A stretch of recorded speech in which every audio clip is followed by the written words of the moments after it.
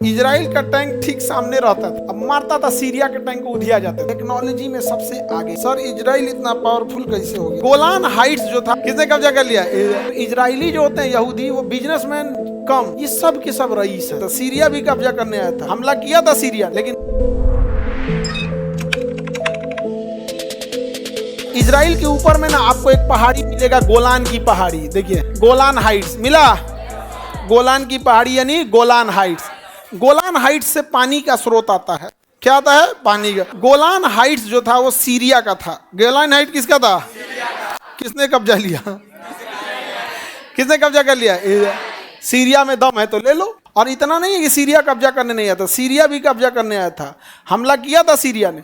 लेकिन सीरिया के टैंक्स की मारक क्षमता 1.5 किलोमीटर और इजराइल के टैंक की मारक क्षमता 2 किलोमीटर। तो इजराइल का टैंक ठीक सामने रहता था, अब मारता था सीरिया के टैंक को, उधिया जाते थे। और सीरिया का टैंक महज मार सकता था कितना? 1.5 किलो। महज कितना मार सकता था? 1.5 किलोमीटर। सर इजराइल इतना पावरफुल कैसे हो गया? इजराइल पावरफुल हुआ क्योंकि वहां पे शिक्षा अनिवार्य है, सबको पढ़ना है, सेना में सबको जाना है।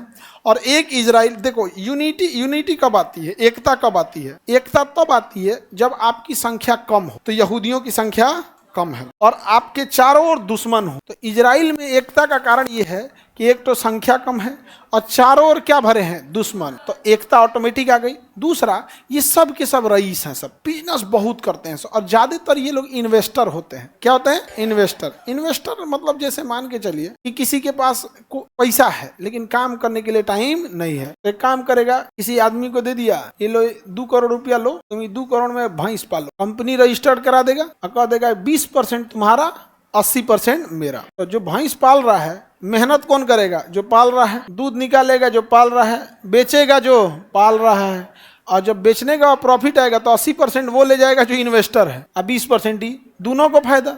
उसके पास उतना पूंजी नहीं था कि उतना 2 करोड़ की भैंस खरीद सके। 20% 2 करोड़ की भैंस, समझ रहे हो? जिसके पास 10,000 2-4 हजार भैंस पाल ले, उसका 20% कितना प्रॉफिट में आ जाएगा। तो इजरायली जो होते हैं यहूदी, वो बिजनेसमैन कम, इन्वेस्टर ज्यादा होते हैं। क्या होते हैं? इन्वेस्टर। तो उसको कोई काम धाम नहीं है, शांति से इधर डाल दिया, 3 से इधर डाल दिया, इधर डाल दिया, काम खत्म। समझ में आ गया कि नहीं आ गया? बिजनेस अपना करते रहेंगे, तो बड़े बिजनेसमैन होते हैं, टेक्नोलॉजी में सबसे आगे। और आप कहिएगा कि हम भी यहूदी धर्म अपनाना चाहते हैं, तो आपको नाश्ता पानी कराएगा, भेज देगा, कहे जा यहाँ से, जा चुपचाप, नहीं बनने देगा। पता है कि यहूदी जन्म लेते हैं, बनते नहीं है। हम लोग को ज्यादा संख्या नहीं बढ़ाना है, क्वालिटी ध्यान देना है।